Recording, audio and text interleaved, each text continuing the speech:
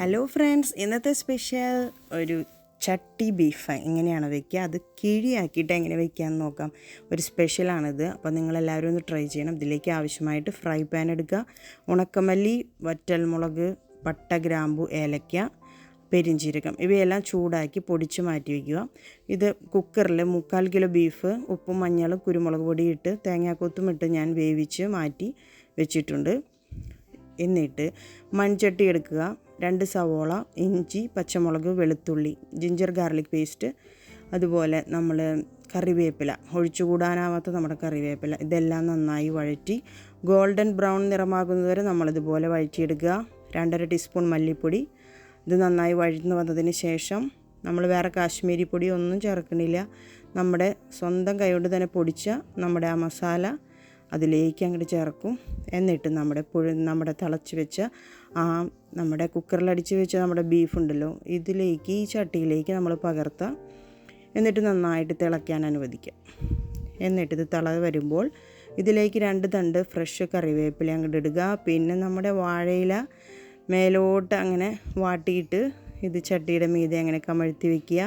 അപ്പോൾ ഇതിൻ്റെ ഫ്ലേവറൊക്കെ ഇറങ്ങിയൊരു പ്രത്യേക നല്ലൊരു ഫ്ലേവറാണ് ഈ ബീഫിന്. അപ്പോൾ സിമ്മിലിട്ടിട്ട് വേണം ഇതെല്ലാം ചെയ്യാനായിട്ട്. നമ്മൾ ഒരിക്കലും തീ കൂട്ടി വെക്കരുത്.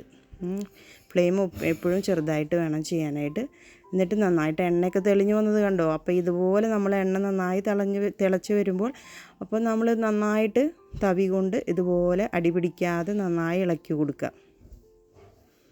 എന്നിട്ട് ഇത് ഡ്രൈ ആകുന്നത് വരെ, ഒത്തിരി ഡ്രൈ ആവണ്ട, ഇച്ചിരി ഡ്രൈ ആയാൽ മതി. എന്നിട്ട് നമ്മളൊരു ചെറുതായിട്ടൊരു കളറൊക്കെ മാറി ഒരു ബ്ലാക്ക് നിറമാകുന്നത് വരെ നമുക്കിതുപോലെ ഇലയിട്ട് മൂടി ഇതുപോലെ ചെയ്തെടുക്കാം. നല്ല രുചിയാണ്. എല്ലാവരും ഇതുപോലെ ഒന്ന് ചെയ്ത് നോക്കിയേ. നല്ല ടേസ്റ്റി ആയിട്ട് നമുക്ക് ഈസ്റ്ററിനൊരു സ്പെഷ്യലാക്കാം ഇത്.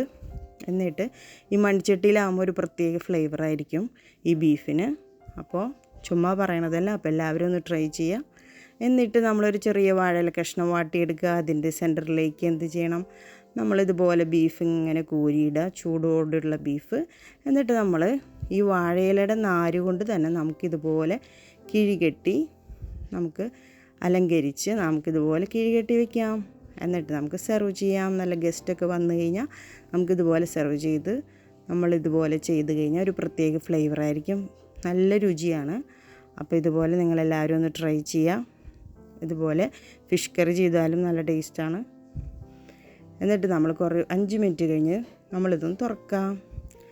അങ്ങനെ ഇത് തുറന്ന് കഴിയുമ്പോൾ നല്ലൊരു അരോമയായിരിക്കും ഇതിന്. അപ്പോൾ എല്ലാവരും ഒന്ന് ട്രൈ ചെയ്യുക. ഈസ്റ്ററിൻ്റെ സ്പെഷ്യലായിട്ട് കിഴി ബീഫ് നമുക്ക് എങ്ങനെ ഉണ്ടാക്കണമെന്ന് ഇപ്പോൾ എല്ലാവർക്കും മനസ്സിലായില്ലേ? അപ്പോൾ ഒന്ന് ട്രൈ ചെയ്യൂ. Thank you.